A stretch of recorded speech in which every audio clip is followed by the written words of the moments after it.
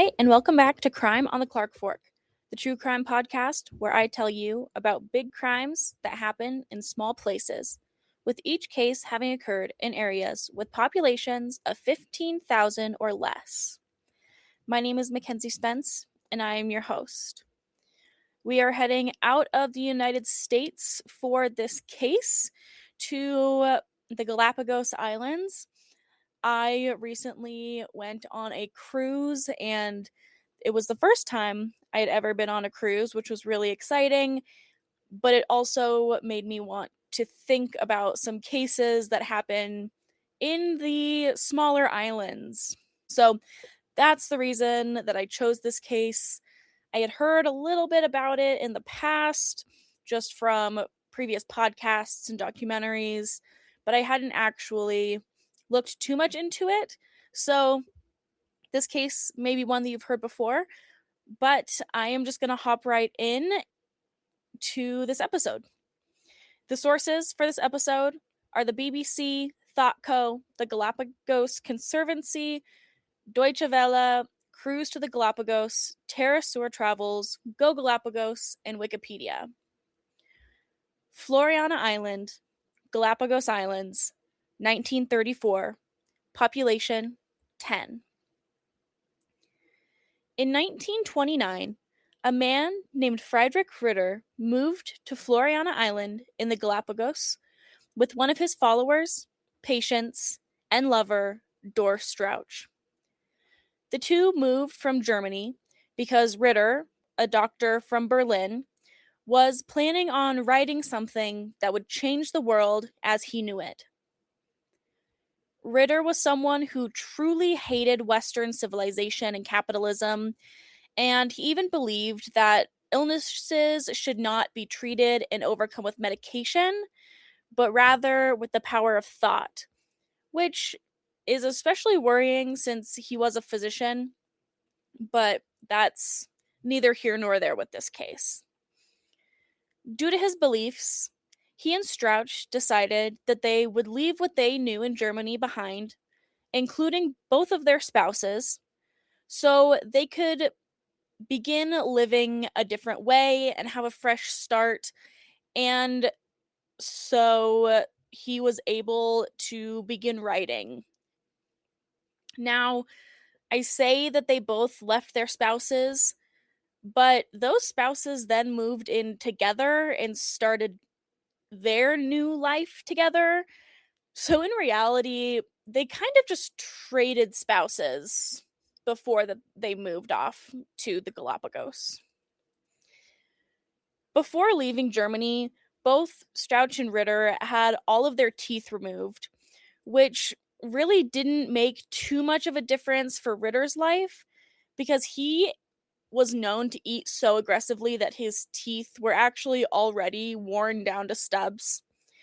But he did replace his teeth with stainless steel dentures, which both of them eventually shared later into their time on the island. And this is a story that I had heard before, but I didn't realize it was tied into this case until I started researching for this podcast. So, when the pair arrived on Floreana Island in the Galapagos, they began to create their own homestead. The work was really hard and included planting a garden with fruits and vegetables, raising chickens, and moving really heavy lava rocks along the way as they were building out. And Ritter and Strauch lived in the Galapagos for a few years alone. It wasn't really unusual for people to come and visit them in their island paradise, but the amount of work that was required to survive there was always way too much for the visitors who came hoping to also homestead on the island, so they would eventually leave and go back to wherever they had come from. That is, up until the Whitmer family arrived on the island in 1931. Floreana Island had served many other people prior to the arrival of the Ritters in 1929, but it was never consistently populated up until then. This specific island in the Galapagos is the far south of the islands, and it was discovered in 1535. And since that discovery, it had been used as a hideout and base for pirates. At one point, it was used as a convict colony. And then it was also often visited by scientists such as Charles Darwin to look at the species that were there on the island. In the late 1700s, whalers had actually set up an old barrel on the island, which was later, and actually still to this day, used as a mailbox for those that lived on the island so they would be able to receive and send mail around the world. This new family, the Whitmer family, consisted of a man named Hines, his pregnant wife Margaret, and their ailing 12-year-old son Harry.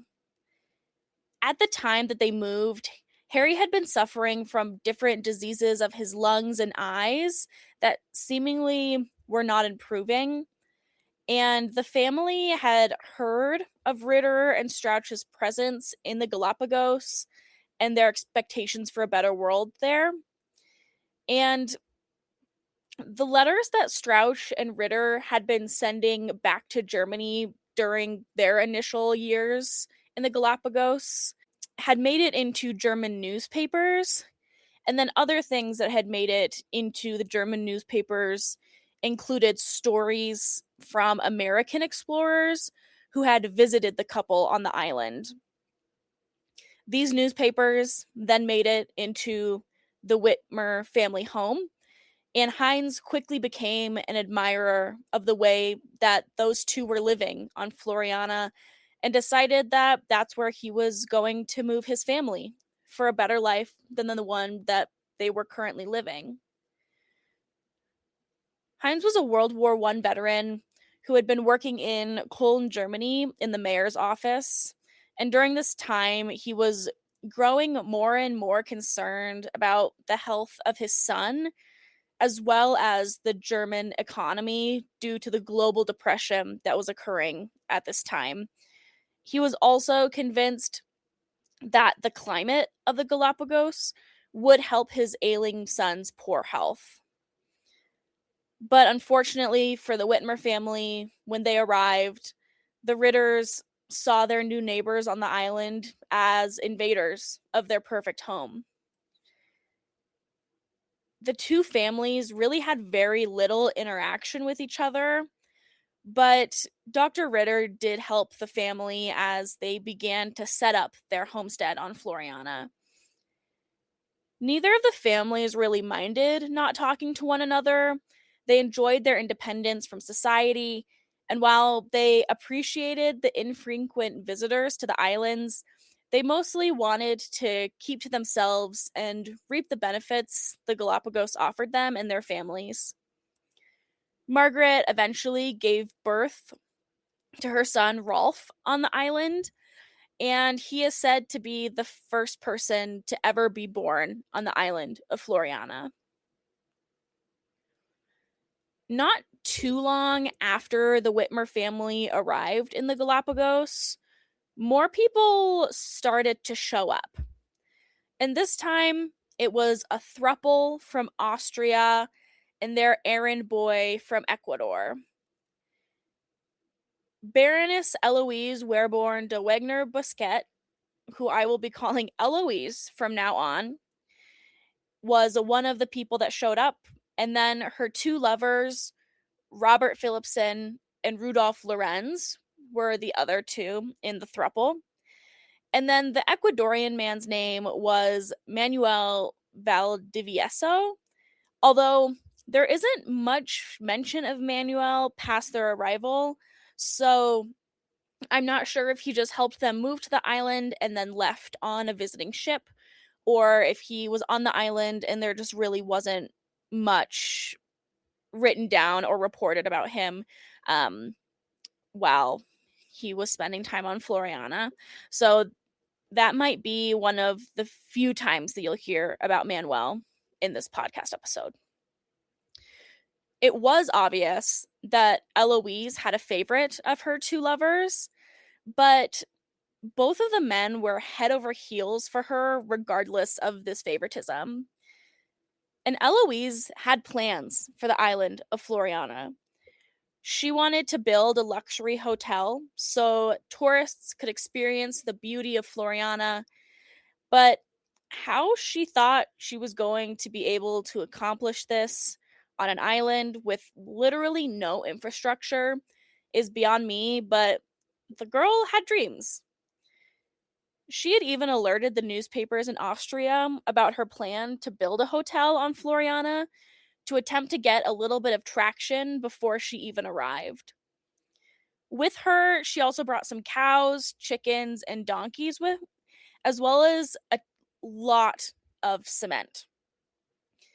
Now, it probably isn't a surprise that the Ritters and the Whitmers did not like the additional four people that arrived on the island, especially because they had such an outlandish idea as bringing the old world that they were trying to escape into their new world of isolation and peace. When the throuple arrived, they decided that placing their new home close to the Whitmers was a good idea. Now, this island is nearly 67 square miles, so there was plenty of space to spread out and make an area their own. But nonetheless, Eloise began building her homestead, naming it Hacienda Paradise, right next to the Whitmers. It wasn't uncommon for Eloise to bathe in the only source of drinking water available to the Whitmer family, and she would often steal food and supplies from both the Whitmer homestead and the Ritter homestead. On some nights, Eloise and her three men would throw parties, just the three of them, and be incredibly loud, which also bothered the Whitmer family next door. Much of the time, the Whitmer family was able to ignore Eloise and her obnoxiousness, but the Ritters absolutely hated her. Now, this is probably not surprising, but Eloise was someone who loved attention. When yachts would visit the island, she would tell the captains these grand stories. She even began wearing a whip and a pistol and managed to seduce the governor of the Galapagos and declare herself the Queen of Floreana.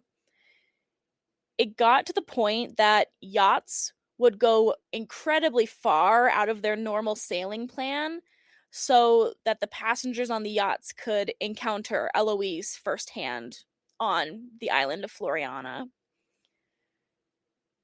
It really didn't take long for the throuple to begin to have problems amongst themselves. Lorenz quickly fell out of favor with both Eloise and Philipson, and Philipson actually began to beat Lorenz. Lorenz also became sick with tuberculosis, which weakened him and made it harder for him to fight back and stand up for himself against Eloise and Philipson. It got to the point that Lorenz started going to the Whitmer homestead, telling him that he was afraid that he was going to be murdered back at his homestead. So he would stay there until Eloise would go and get him to bring him back to Hacienda Paradise. Around this time, Floreana was also experiencing a drought, which further stretched tensions between residents of the island and then within the families themselves. The Ritters and the Whitmers also started to believe that when Eloise was going and interacting with tourists that came to Floreana to meet her, she was also talking bad about the other families, which was then getting back into the international press. They also believed that she was stealing their mail when it was delivered, as well as intercepting food deliveries that were meant for the Ritters and the Whitmers. Eloise and the men that she had with her began to become more and more petty, when messing with the other two families on the island. And at one point, Phillipson stole a donkey from the Ritter homestead and put it into the Whitmer's garden. When Hines woke up the following morning and saw the donkey on his property, he thought that it was feral and destroying his crops, so he shot it, which then made the Ritters angry at the Whitmers. It didn't take much more time before Eloise started pitting the other two families of the islands against each other, and it got to the point that Dr. Ritter refused to help Margaret give birth when she had approached him near her due date with Rolfe. Now, the relationships between the Ritters and Whitmers were already strained, so anything that Eloise did just further created a rift between the two groups. Fighting continued between the three homesteads, which was especially prevalent over clean drinking water, which was really hard to come by on the island. But it was also fighting for territory and any other small issues that happened to arise. Eloise got to the point where she decided who was going to be a welcome visitor on the island and who was not. If she deemed someone as an unwelcome visitor, she would threaten them with violence. And she had even held a Norwegian individual who was visiting the island to hunt at gunpoint until he left.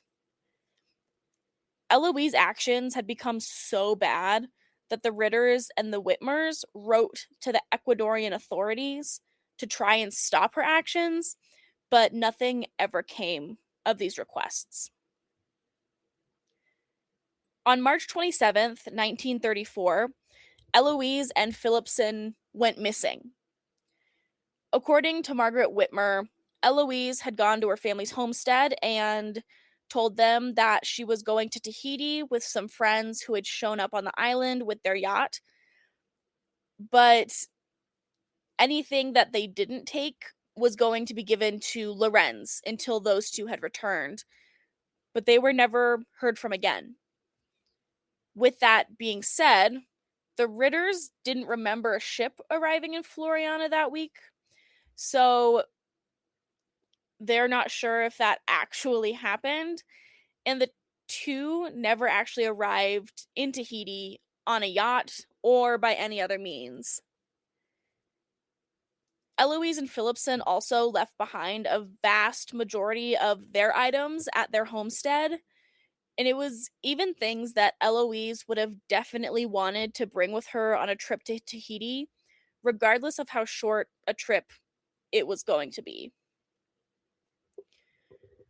After Eloise and Phillipson disappeared from the island, Lorenz also made a haste exit from the island.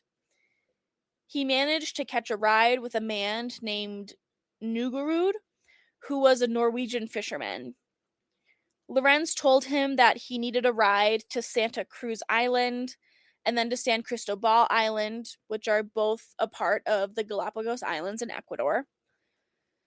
His plan was, when they made it to San Cristobal, he would catch a ferry to Guayaquil, which is a port city in Ecuador.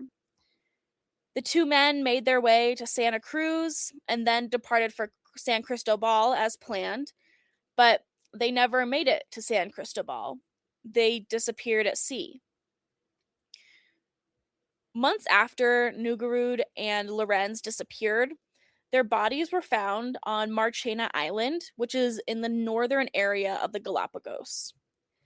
Their bodies were desiccated and mummified, and no one understood why they would even be in that area of the Galapagos, because it was really far from Santa Cruz and San Cristobal.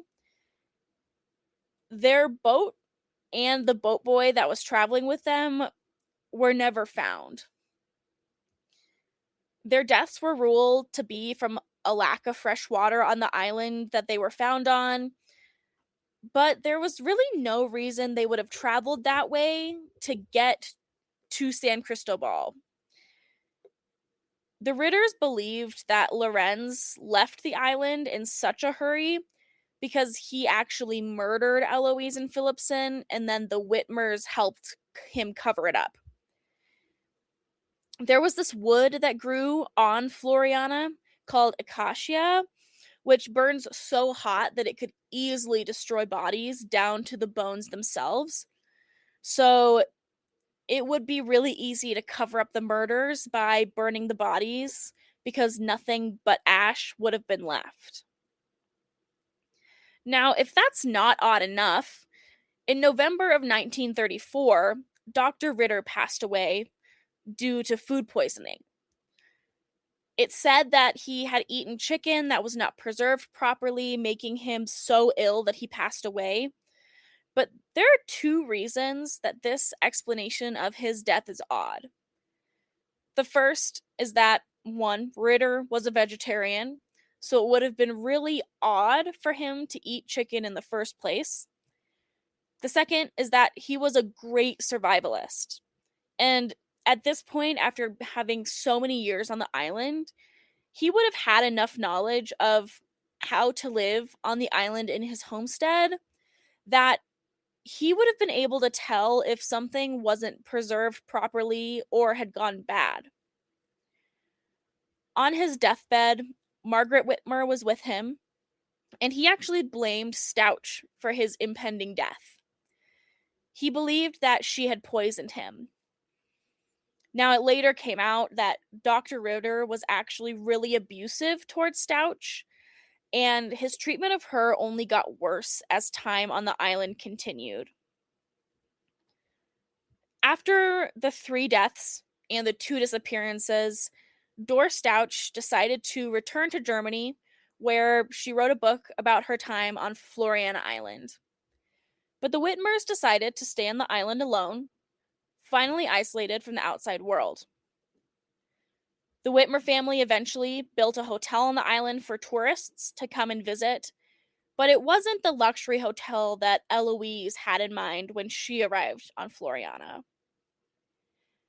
Before Margaret's death in 2000, she would often taunt tourists with hints and riddles that pointed to the idea that she knew more about the disappearances and murders than what had been released to the public. But she never flat out said what truly happened.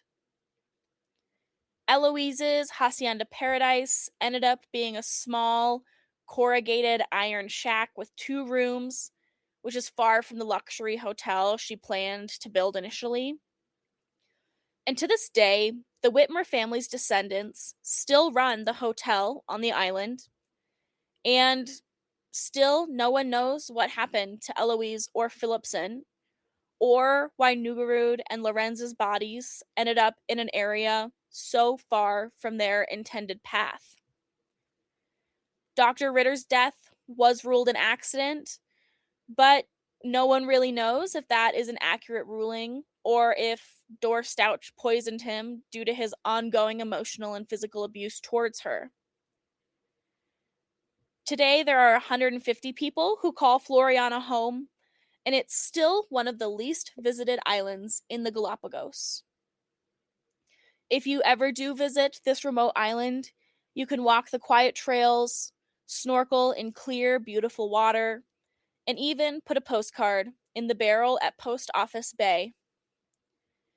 And that's the end of this confusing, mysterious case. I'm always looking for other cases to cover. So if you do have a case suggestion, please visit in the link in the show's Instagram page at Crime on the Clark Fork, which is also where I post pictures from the cases that I cover. So if you give that a quick follow, you can see pictures from all the cases. But I hope you enjoyed this episode. Let me know what you think happened in this case. Do you think that there were multiple murders, or do you think a bunch of bad stuff just happened all at once? I will catch you next time with more big crime in small places.